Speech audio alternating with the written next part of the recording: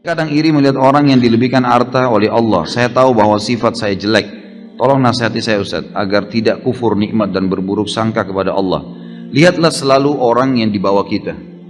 Kalau misal ada orang, kita lagi diberikan oleh Allah motor ini misalnya tahun 2012 lah misal motor itu. Jangan lihat orang motornya yang lebih mewah. Lihat orang yang lebih susah, teman-teman sekalian. Lihat orang yang lebih susah. Saya kemarin di Makassar, subhanallah, masuk ke satu tempat orang cacat. Tidak tahu kenapa kami tiba-tiba pas lagi mau ceramah, itu kan mampir di tempat itu untuk sholat asar. Habis asar janjian untuk ceramah. Pas masuk di sana, sholat duhur baru kemudian saya ceramah habis duhur. Pas masuk di situ ternyata itu lembaga pemerintah resmi untuk mengurus orang-orang cacat. Kami masuk di masjidnya, dari imamnya sampai makmumnya semuanya cacat.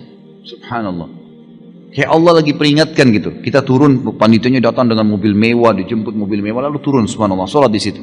Begitu masuk di saf, saya sudah mulai lihat kiri kanan, subhanallah, imamnya cacat, tubuhnya pendek, kemudian dia ada masalah di fisiknya. Orang di sebelah semua sholat ini orang cacat. Ada yang satu datang, subhanallah, masuk masjid sampai menggiling-gulingkan badannya untuk sholat gitu kan. Saya balik kiri kanan lalu saya mengatakan, subhanallah, coba lihat ikhwani, bagaimana Allah sampaikan kita di masjid ini untuk memberikan peringatan kepada kita. Lihat ada orang yang susah, tapi mereka tetap semangat, hidup, mereka bekerja. Lihat nih, kalau kita mau lihat selalu orang-orang yang lebih hebat fisik daripada kita, lebih gagah, lebih cantik, lebih kaya, kita tidak akan pernah bersyukur. Lihat orang-orang yang begitu. Coba antum lewat, alhamdulillah di Indonesia cukup banyak. Kita bisa lihat orang yang tiap hari pungut gelas-gelas air mineral, bajunya kotor gitu kan. Ada banyak, tangannya kotor, hidupnya susah. Sampai ada yang jalan setengah mati gitu. Saya hampir setiap hari, tidak pernah tidak teman-teman sekalian. Setiap saya keluar dari rumah saya di Condet menuju ke Kemang, menuju kemana-mana kalau lagi pengajian, pasti saya dapat. Tidak pernah kurang dari 3-4 orang miskin itu sudah pasti. Pasti orang susah. Kemudian saya sempat mampir, lihat mereka, tanya kabarnya bagaimana. Jadi biar saya tahu ini motor aja saya pakai sudah nikmat yang luar biasa. Alhamdulillah. Ada orang kesian, jalan kaki, sendalnya putus, tua. Antum masih pakai sendal baru, sendal bagus gitu.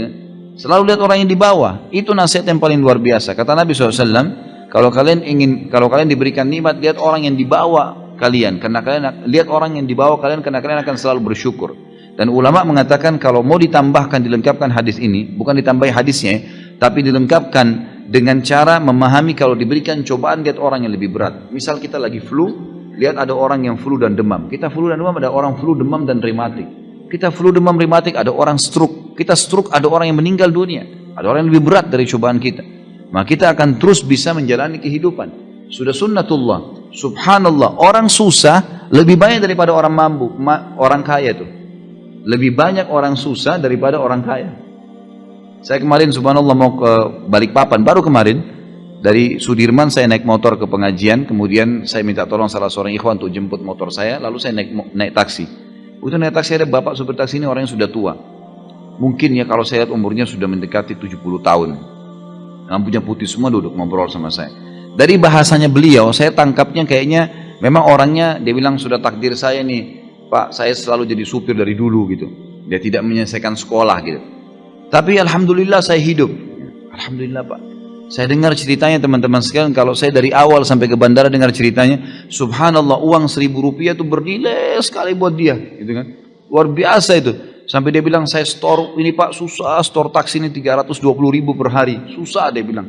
Saya kumpulin susah. Tapi alhamdulillah anak-anak saya sekolah di pesantren 3 orang, alhamdulillah begini, alhamdulillah begini. Saya bilang Pak, dia sudah ngomongin, saya Pak, Bapak tinggal sabar meninggal, Bapak masuk surga nih. Ini sekarang cobaan Allah yang sedang datang Pak. Itu adalah sesuatu nikmat yang besar kepada Bapak. Karena dengan cara seperti ini Bapak dalam ketaatan Allah. Mungkin kalau Bapak diberikan lebih daripada ini, mungkin Bapak lebih susah. Nanti akhirnya susah, lupa dengan Allah. Sekarang Bapak masih mau mampir sholat. Bapak masih mau mengingat kelebihan-kelebihan yang Allah berikan.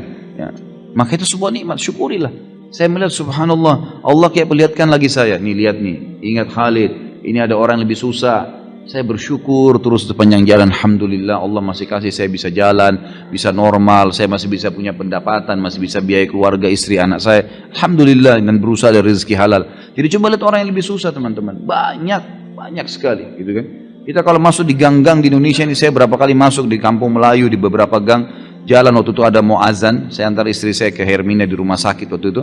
Kemudian saya masuk cari mana masjidnya di sini. Oh di belakang, lewat gang-gang, masuk gang. Rumah-rumah orang berdempet-dempetan semua. Ada orang yang buat, bapak-bapak lagi buat gorengan, jual gorengan di depan rumahnya. Saya lihat mungkin ya modalnya mungkin 70 ribu, 100 ribu gitu kan modalnya. Kemudian dia jual di tangga-tangganya, datang beli, bayar 1000, untung 100 rupiah, 200 rupiah. Seperti itulah. Dan hidup, orang-orang hidup. Azan mereka ke masjid, sholat. Dengan bahagia, pulang ke rumah, pakai sendal jepit. Masya Allah, enak hidupnya tuh. Gitu kan? Dan ingat teman-teman sekalian, kata Nabi SAW, bukan saya larang antum menjadi orang kaya. Kalau Allah lagi bukakan, alhamdulillah. Apalagi kalau bisa diikuti dengan ilmu. Tapi, kata Nabi SAW, mayoritas penghuni surga adalah orang-orang miskin. Memang orang susah. Jadi kalau antum lagi dicoba dengan Allah Subhanahu Wa Taala, maka nikmatin cobaan itu. Karena itu sebenarnya sesuatu yang terbaik buat kita. Dan ada beberapa poin-poin yang sudah saya sampaikan, tentunya bisa dihubungkan dengan apa yang saya sampaikan sekarang ini.